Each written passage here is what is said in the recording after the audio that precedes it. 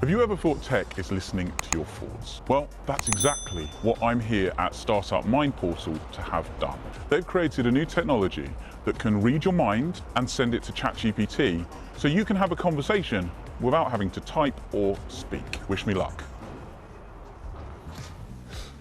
Hi.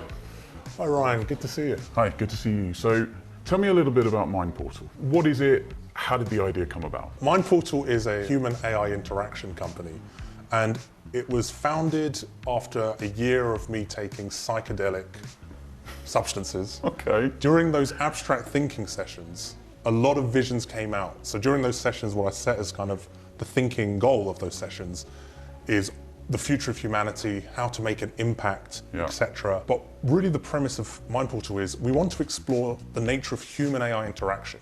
Okay. How can you make a future that's symbiotic, which biologically is win-win? We're going to look at a demo today where we can chat to ChatGPT using our brain.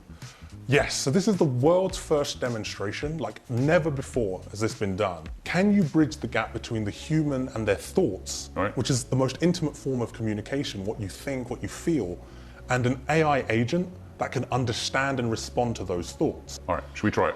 Yes, let's do it. Tell me what we're looking at now. So you've got something called an FNIR system, which is able to record brain data, optical brain data, based on the blood flow happening in Ed's brain. Yep. When Ed imagines language, that obviously activates different parts of the brain. And it's that activation that's being picked up in real time. It's also the first demonstration of communicating with ChatGPT as well. Using just your mind. Exactly. You'll think a thought, the sentence is classified, but that classified sentence then becomes an input into ChatGPT to then respond to you. Okay, we're going to have a look at it. What's the goal? What do you want to do with this? Where do you see it going? This system, if you were to spend time building it towards commercialization, you could scale it in a multitude different ways. Okay. So number one is you could scale the number of sentences, and then of course you scale the accuracy. What are we doing first? So if you'd like to pick a sentence. All right, well, let's go for Venus. Okay. I'm a space buff. Yep, I'm going to imagine this. Well, I'll read it out loud then, because if you read it out loud, then it raises the question of, is it just taking it from your voice? So you're going to think in your mind, if I were on Venus, I would be in a world of extremes. The pressure would feel like being a kilometre underwater, crushing you from all sides. The air is a corrosive nightmare capable of dissolving metal, and forget about rain, it's sulfuric. So you're thinking that. Yep. That's a long sentence to imagine. It is quite. So you can't just imagine the visual of being on Venus, you've got to imagine the actual words in that sentence. Currently, we're trying to extract the semantics from that. So, All right, well, let's go. Let's see how that happens. You're going to think those words, and hopefully the ChatGPT will respond. So you sent that off as the prompt to your decoder.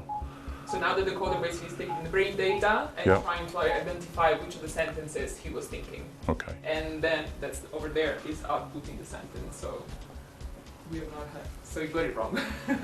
So this is the restaurant sentence. Okay. So it was sentence number 2, I think. And this is the brain data that as he was thinking that sentence, went into the system. Mm-hmm. Yeah, we can do another one and we can show you basically how this progresses as he's imagining. What's the one that works more often than not? Well, if we're sticking to probability. It would take a few rounds probably. Let's try again. Let's see if it works.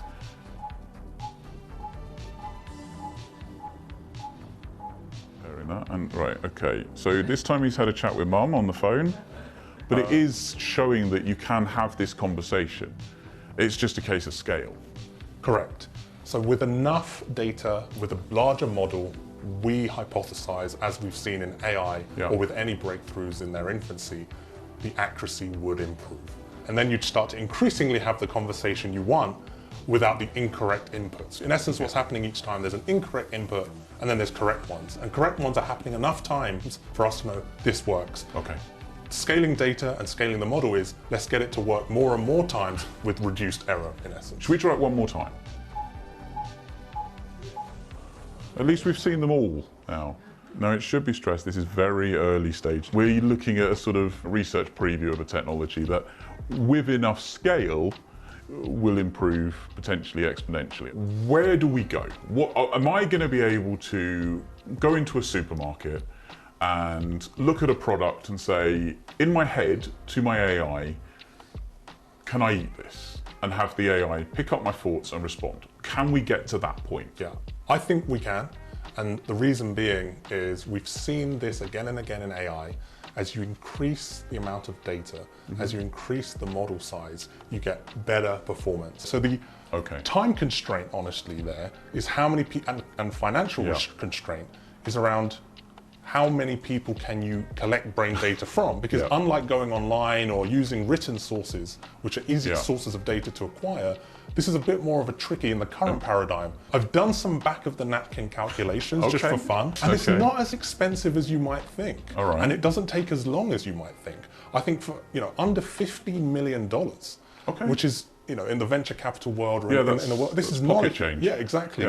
You could have in 6 months' time operating 100, 200 different headgear caps, people coming in batches, and have thousands of people going through. Now, of course, my cursory kind of calculations assumed a threshold you'd need to reach, because we don't know how much data will confer the best result. Let's assume you reach that threshold, you get the funding, and in a year's time, you've done all the data, you've crunched all the data, your model's working.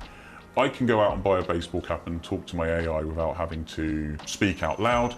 Can I talk to someone else wearing the same baseball cap? And we were going to have full telepathy with the AI as a translator? So the answer to that is, if you scale the data and if you scale the model and if you integrate it into a cap wearable, then yes, theoretically it should work. It should work. There's no reason why that shouldn't work. So we could have telepathy potentially. You could have telepathy. There's nothing, and that's what we were setting out to prove. So for example, I could wear headgear, think of a sentence, such as, "How are you today?" That could be then sent through an AI model that takes the text and translates it into a voice and puts it into your ear as an AirPod, through an AirPod, and you can hear me thinking. Respond, they can respond with their thoughts. And you can respond back to my AirPod. So in theory, we're having a telepathic conversation. Neither of us are speaking, but we're using pre-trained sentences to have a back and forth dialogue, which we're both hearing. And now you've got AI models that can take a bit of your own voice and it can sound like you. So it would sound like Ryan when I'm hearing it, it would sound like me when I'm talking to you. That raises an interesting point, because that would potentially give the voiceless a voice, because you could use a text-to-speech engine based on that, and their thoughts could go directly to the voice engine, rather than having to type it out. Exactly. Well, that was a lot of fun. It didn't work as expected, but it's an early research preview. This isn't a product they're going to be putting on the market tomorrow. However, it did give us a really interesting insight on what we might be using and how we might be interacting with AI and each other in the next few years. And I really hope it works, because I do not want to be standing in the supermarket talking to myself when I'm just having a conversation with my AI. Fingers crossed.